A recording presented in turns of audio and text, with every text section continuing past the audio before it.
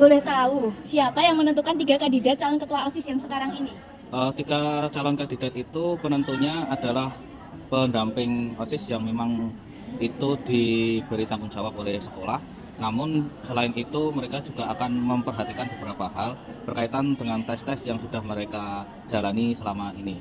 Salah satunya yang menjadi pertimbangan adalah satu, tes psikologi, dua, tes akhlak, ketiga, tes berkaitan dengan kepribadian, keempat berkaitan dengan kewirausahaan. Oke Pak, kita lanjut. Kapan calon ketua OSIS akan menjalankan tugasnya Pak?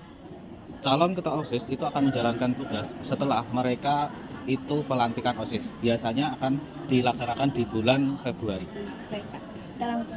Apa harapan Pak Ridwan untuk calon ketua OSIS ke depannya Pak?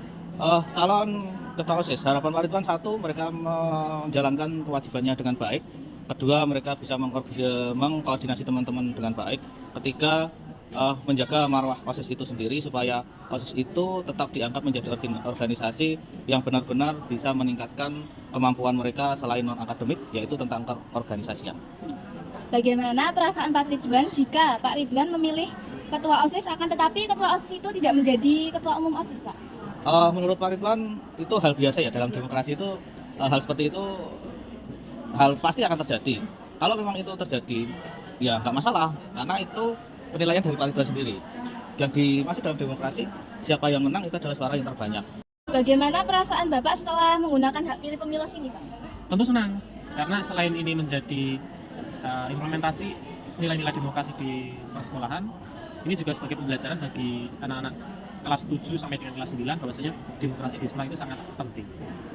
Apa harapan Bapak untuk ketua OSIS ke depannya? Ya, semoga nanti ketua OSIS kedepannya bisa menjadi sosok ketua yang amanah, kemudian tidak meninggalkan pelajaran, terutama akademiknya tetap bisa ditingkatkan. Bagaimana cara menyikapi OSIS dalam mengatasi perbedaan pendapat dari anggota-anggota lain, Kak?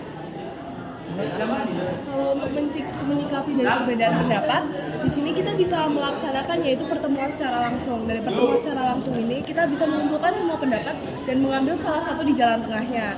Jadi kalau kita udah menemukan jalan tengah nih, jadi kita bisa menemukan di mana satu pendapat dari orang ini, orang itu digabungkan. Akhirnya tidak terjadi perselisihan. Gitu.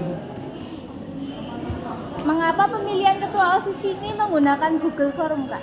Jadi untuk Google Form ini kita pilih karena lebih efisien waktu, lebih efisien juga dalam sarana dan prasarana lainnya. Kalau kita menggunakan kertas seperti dalam pemilu pada umumnya, itu akan memakan lebih banyak waktu, biaya, dan juga untuk hasilnya akan lebih akurat menggunakan Google Form. Karena mungkin kalau kertas bisa terjadi yang namanya human error begitu. Boleh tanya apa harapan kakak buat calon ketua OSIS ke depannya?